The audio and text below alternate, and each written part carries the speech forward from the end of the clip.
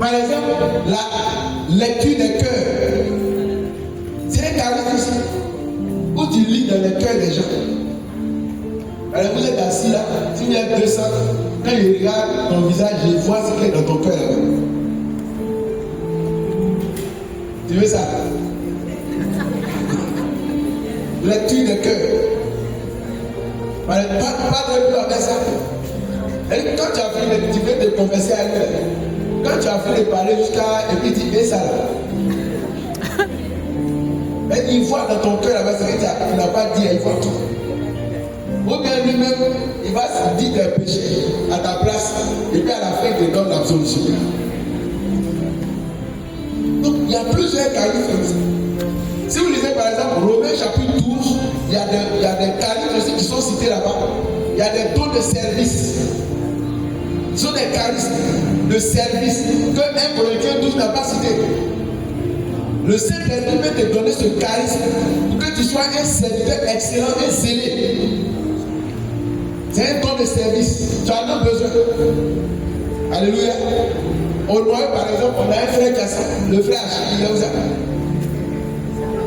Il a un charisme puissant de service. C'est lui qui me persécute au noyau là-bas. Et si on a décidé de faire quelque chose, il sera dans mon inbox. Berger, il faut envoyer l'argent, faire ce qu'on avait dit là. Et envoie-moi les termes là. Il a le don de ça. De service. Alléluia. Une année, on était ici. On faisait gel en œuvre pour avoir chaise. Pour prier ici. 2012, 13 par là. Et puis on devait avoir une évangélisation le lendemain. On était au samedi. Il y a un vicaire d'alors qui nous a dit, si on veut avoir chaise, on n'a qu'à faire gel en œuvre d'abord. On n'a qu'à écrire les courriers. Comme on ait accès aux chaises de la paroisse. On était à 17h sur la paroisse ici. C'est là qu'il a dit ça. À quel moment on va écrire courrier? Il est 17h samedi. J'ai dit ça au frère Achille. Va à faire. Sur place là, il a tapé courrier. En moins de 15 minutes, il m'a remis le courrier, il l'a donné au père. Quand il a lu, sa bouche était ouverte comme ça. Il était étonné. Comment ça s'est passé? Alléluia. Le don de service, c'est un charisme. Quand tu as ça, tu sers Dieu gratuitement, sans te plaindre, sans murmurer. Et puis c'est efficace ce que tu fais. Mais quand tu n'as pas ça, tu vas embrouiller les gens dans le ministère là-bas. Tu as les employés. Je connais une dame à Notre-Dame. À Notre-Dame. Je regarde celui qui donne le temps. Elle, chaque matin, elle va nettoyer toute l'église. Notre-Dame, très vite. Chaque matin, je ne sais pas à quelle heure elle vient. Mais avant 6h30, elle a fini de balayer tous les bancs, nettoyer tous les bancs. C'est un charisme qu'elle a. Elle a une camarade là. Quand elle voulait faire aussi. Sa camarade, 2 jours après, elle a signé. 2 jours, elle a signé. Elle ne pouvait pas. Mais je vois. Mais la soeur, quand elle chante et puis elle est sur tous les bancs de l'église. Elle dit, waouh, toi, tu es vraiment béni. Donc, c'est exact, c'est illimité. Maintenant, comment aspirer? On va aller là pour moi. Comment aspirer au charisme? C'est lorsque Paul nous a dit. Comment aspirer au charisme? Comment ambitionner? Aspirer, c'est quoi? Aspirer. On a lu dans plusieurs versions, il y a eu plusieurs synonymes là. Aspirer. Aspirer. Par exemple, quelqu'un a aspiré l'eau, il a aspiré l'air, il a aspiré quelque chose. Ça veut dire aspirer. Avaler, non? Vouloir? C'est ça. Par exemple, si on prend l'air, comment on peut aspirer l'air? L'air qu'on respire. On aspire ça quand même. L'air est extérieur à moi. Depuis j'attire ça vers moi. J'attire ça à moi. À travers une force que j'exerce sur la chose. Pour mettre une pression, pour attirer ça à moi. Pour que ça me revient. Mais pour que ça pénètre en moi. C'est ça, aspirer, attirer. J'attire la chose en moi. Alléluia. Si tu es une jeune fille par exemple, comment tu peux attirer un garçon? Ou qui te voit, qui te drague? Comment, dites-moi, je vais donner une micro à quelqu'un, si je vais pas le dire. Comment on attire un homme? Si tu as expliqué ça, enseignement est fini. Regarde, j'ai le micro à une soeur là, elle va dire. Viens, voilà le micro ici. Oui, donnez.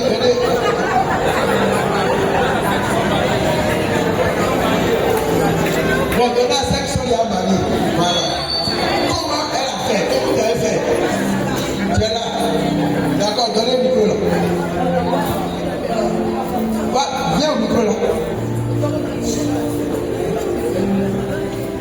Et ça, c'est très intéressant. C'est une joie. Amen. Amen. Moi, il n'était pas sûr à Dieu. Oui. Donc, j'ai trouvé bon d'aller me reposer. Oui. Te reposer. Me reposer. Oui. C'est important. Et donc, je me suis dit, bon, je disais, je suis fatiguée, je prends mes congés et puis voilà, je viens. On s'est perdu de vue. Peut-être on était dans la 21e année qu'on se retrouvait. C'est un feu. Et donc je pars. Et puis voilà, là-bas, là, je prépare. Je vais préparer. Je suis vraiment très disponible. Je suis rayonnante. Voilà, c'est que dans mon accoutrement, dans ma cuisine, et puis dans ma façon de parler, comme si, voilà, il y avait... Donc il y a d'abord la manière de s'habiller. La manière de s'habiller. Faut aussi, hein. Je viens d'Abidjan. On est à l'intérieur, donc il faut montrer qu'il y a une différence entre ça. Il y a d'abord que toi, c'est vous là. Bon. Mais Faut je Tu laisses attirer. ouais. Je me suis mis en ville pour laisser Trouver le potentiel. le potentiel. Et donc, ça.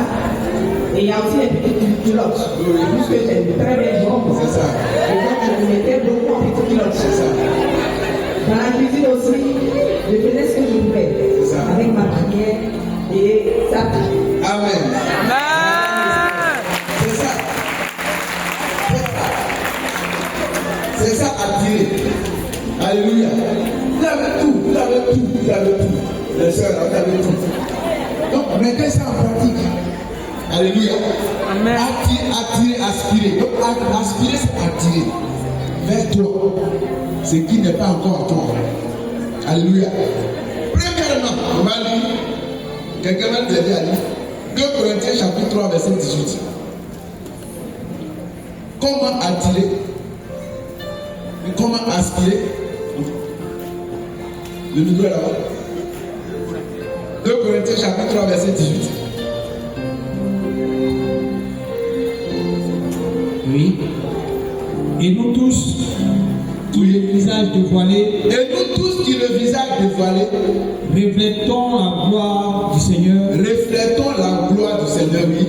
nous sommes transfigurés Nous sommes transfigurés, même transformés, oui, en cette même image, en cette même image, avec une gloire oui. toujours plus grande par le Seigneur qui est Esprit. Amen. Alléluia. Non, je veux pas dire. Paul dit, Je veux pas dire. tout simplement, pour aspirer, l'un des moyens pour aspirer, un charisme, c'est la contemplation de ce charisme. Contempler. Alléluia. Paul dit, nous sommes transformés à la même gloire, à la même image de ce que nous contemplons. Et ce que tu contemples régulièrement, tu finis par être transformé parce que tu contemples. Ce à quoi tu es exposé régulièrement, ça finit par t'influencer. Alléluia. Ce à quoi tu es exposé régulièrement finit toujours par t'exposer, par te transformer. Quand le frère, quand il a été exposé à l'attirance de la sœur, finalement, il s'est laissé transformer par ce que ses yeux voyaient. Alléluia. C'est ça, c'est important. Il faut que tes yeux voient. Il faut que tu sois exposé. Il faut que tu contemples ça. C'est dans la contemplation là. Tu vas commencer à vivre les mêmes caractères de ce que tu contemples. C'est très important. Il dit on est transformé à la même gloire, à la même image de ce que nous contemplons. Alléluia. C'est très important. Si tu vas t'asseoir devant le Saint-Sacrement régulièrement pour contempler Dieu, tu seras transformé. Regardez Moïse. Moïse allait contempler Dieu pendant 40 jours sur la montagne. Il était exposé devant la face de Dieu 40 jours. Quand Moïse descend, il était revêtu de gloire. Son visage était glorieux. Au point où Israël ne pouvait plus regarder Moïse le visage. Parce que la gloire devant laquelle il s'est exposé, cette gloire est venue sur lui. Et il était obligé de mettre un voile pour qu'on puisse le regarder. Or ici, Paul dit, nous on contemple à visage découvert, on ne met pas voile. Alléluia. Alléluia. Donc il faut contempler ça. Le don, le charisme, il faut t'exposer, il faut contempler ça. Contempler comment ça se passe. Il faut regarder les gens. Par exemple, tu vas avoir un don de prêcher. Il faut regarder ceux qui prêchent. Il faut contempler. Il faut regarder leur prédication. Il faut t'exposer à leur prédication. Tu vas voir. Tu es une chante, tu veux développer un carnet de chante, il y a des gens qui sont déjà établis.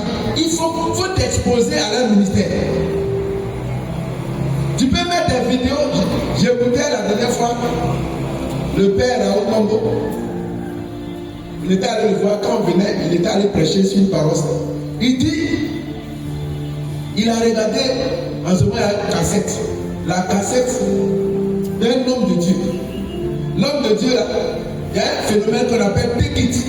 C'est-à-dire que quand on y prend et puis la personne tombe là-bas, il a regardé ça dans la vidéo avec quelques membres de la communauté. Quand il a fini de regarder ça, il dit il y a les autres là, ces autres frères là de la communauté se moquaient. Il dit c'est quoi ça encore? C'est quelle manière de faire ça encore? Mais lui, quand il a regardé ça, il dit Seigneur, je vais faire ça aussi. Je vais faire take it là aussi. Alléluia. Alléluia. Mais tellement il a contemplé ça, c'est venu sur lui. Il s'est surpris, il a commencé à faire ça. Il dit un jour, j'étais allé à Saint-Jean, un de ses amis. Il lui a dit, donc, il faut faire tequila sur moi aussi. Donc, il dit, bon, allons vers les toilettes là-bas. Il a fait tequila sur lui, le gars est tombé. Alléluia. Il dit, c'est comme ça, lui, il a eu son tequila. Alléluia. Donc, c'est la contemplation de ce qui est là. Tu contemples ça. C'est très important. Il faut que tu sois exposé à ça. Tous les jours. Il faut voir ça, il faut regarder ça, il faut visionner ça. Plus tu vois ça, plus ça vient sur toi. Plus tu es exposé à ça, plus tu es contaminé par ça. C'est important. Alléluia. Deuxième chose, on va lire Matthieu chapitre 10, verset 41. Pour aspirer. Matthieu chapitre 10, si tu vas te lire là. Matthieu chapitre. Donc après la contemplation, il y a ce qu'on appelle la loi de l'honneur.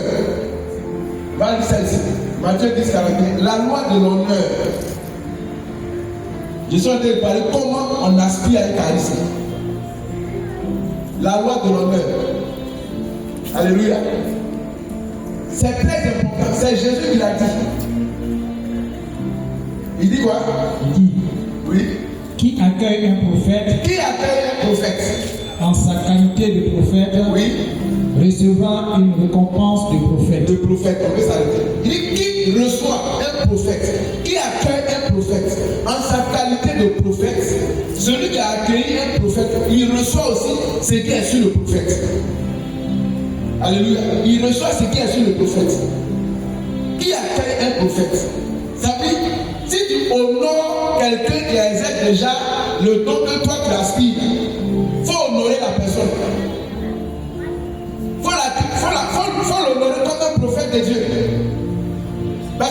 a déjà ça. C'est pas la peine de faire jalousie. Toi, tu n'as pas encore ça parce que tu es jaloux de celui qui exerce déjà. Tu es jaloux. Quand quelqu'un a bien chanté, il faut honorer ça, il faut reconnaître ça. Alléluia. Il faut féliciter la personne. Mais il ne faut pas critiquer. Il ne faut pas jalouser la personne. C'est un honneur qu'on doit, la loi de l'honneur. Celui qui a cœur, un prophète, en sa qualité de prophète, il reçoit automatiquement ce qui est sur le prophète. Alléluia. Donc c'est un honneur. C'est très important. Parce que ce que toi tu aspires, lui il a ça. Il a déjà ça sur lui. Il peut te communiquer ça par l'honneur que tu lui fais. Tu peux même s'aimer sur lui. Tu peux même lui faire une offrande. Tu peux. L'honneur. Il faut lui donner des honneurs. Alléluia.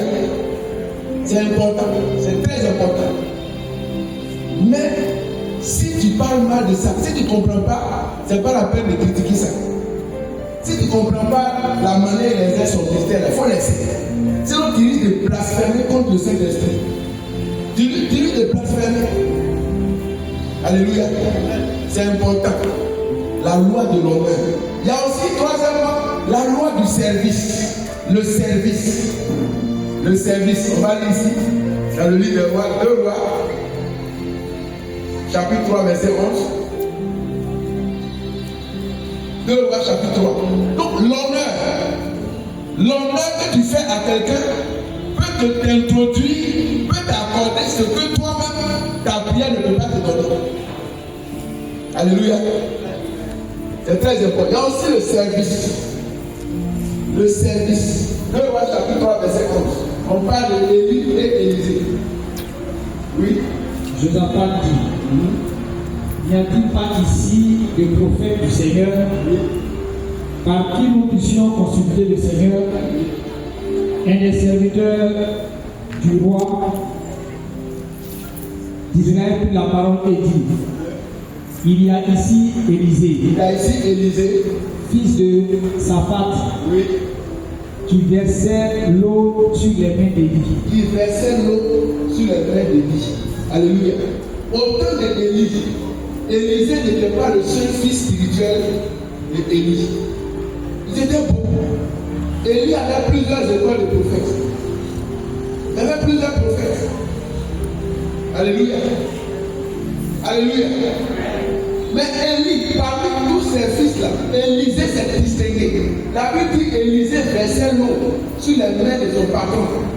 Il servait son maître avec loyauté et fidélité. Alléluia. Loyauté, le service. Tu peux servir l'homme de Dieu. Alléluia. Quand on est dans l'église, quand Dieu a placé des personnes, des responsables dans l'église, tu ne sers plus Dieu, c'est eux que tu sers. Par exemple, le curé, on sert le curé. Si tu dis que tu sers Dieu, tu dois servir le curé. Si tu es au niveau, si tu es dans un ministère, tu sers à partir du berger, tu sers Dieu. Alléluia. Si le curé a par exemple une vision pastorale et qu'il appelle les groupes à servir, à faire ce que nous faisons, nous obéissons au curé. Quand on lui reste loyal, on est en train de servir Dieu comme ça. On est en train de servir Dieu. Donc le service, Élisée versait l'eau. Il était tout le temps auprès de son patron. Il servait Élie, son maître. Pourquoi c'est Élie qui a reçu la double onction? Il donne-moi la double onction. Il a demandé ça. Lui aussi il a aspiré. Il a demandé à Élie de lui donner la double onction de son nom. Il a reçu ça parce qu'il était au service. Alléluia. Quand tu vas avoir l'onction, tu vas avoir les dons comme ça, sans travailler, sans t'abaisser. Ça ne marche pas.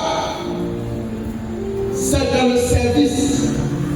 Dans le service auprès de quelqu'un que tu as établi dans l'église. Quand tu lui es fidèle,